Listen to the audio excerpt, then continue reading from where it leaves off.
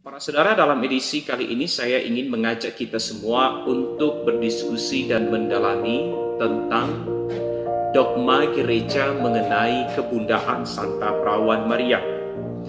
Ini penting untuk kita dalami. Mengapa? Karena kebundaan Maria itu selalu disanggah dengan dihadapkan kepada perikop Injil Yohanes bab 2 ayat 1 sampai 11. Perikop ini berbicara tentang perkawinan di Kana, di mana Yesus tidak menyebut Maria ibu. Ia menyebut Maria sebagai perempuan.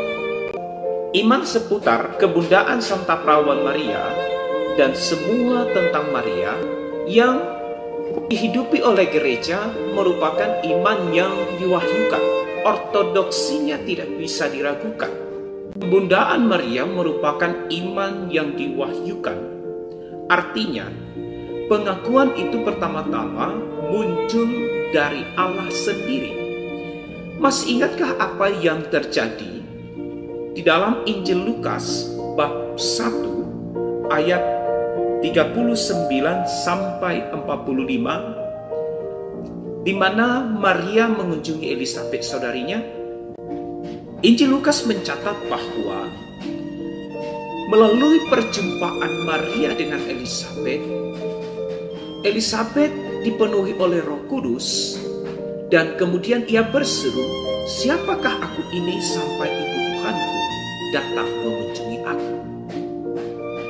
Pengakuan ibu Tuhan oleh Elisabet tidak terjadi semata-mata karena kebijaksanaannya atau pengetahuannya, tetapi catatlah apa yang dikatakan oleh Injil Lukas, Roh Kudus menggerakkan Elisabet. Jadi Roh Kudus, Allah yang mewahyukan kepada Elisabet tentang Maria sebagai bunda Allah. Baik, mari kita kembali kepada soal kita.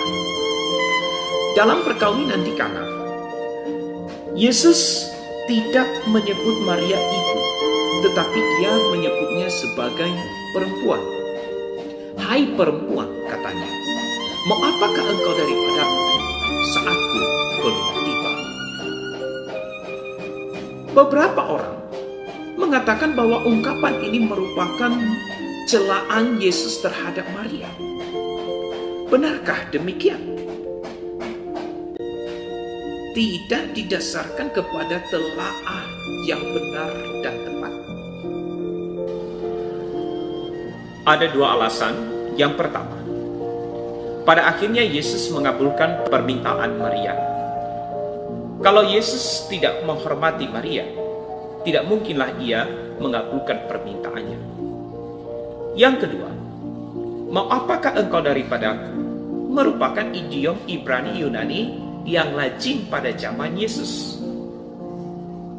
Ungkapan ini kita temukan dalam kitab suci Perjanjian Lama dan Perjanjian Baru. "Mau apakah engkau daripadaku?" bukan sebuah ekspresi celaan atau rasa tidak hormat, justru sebaliknya mengungkapkan rasa hormat dan pujian. Baik, para saudara, sekarang mari kita kembali kepada soal besar kita. Apa sebenarnya yang dimaksudkan oleh Yesus dengan menyebutkan perempuan kepada Maria bukan ibu? Harus dicatat bahwa Yesus taat kepada hukum Taurat, maka mustahillah ia akan menunjukkan rasa tidak hormatnya kepada Maria ibunya ketika dia menyebutkan perempuan kepada Maria. Karena jika demikian, ia telah melanggar hukum Taurat. Dan ingat apa yang dikatakan oleh Santo Paulus, bahwa Yesus memiliki keserupaan dengan kita dalam kemanusiaan, tetapi kita berbeda dalam hal dosa. Tidak ada dosa di dalam Yesus, tidak ada pelanggaran hukum Taurat yang dilakukan oleh Yesus. Nah, penggunaan kata perempuan oleh Yesus kepada Maria menggemakan kembali perempuan adalah nama yang diberikan oleh Adam kepada Hawa.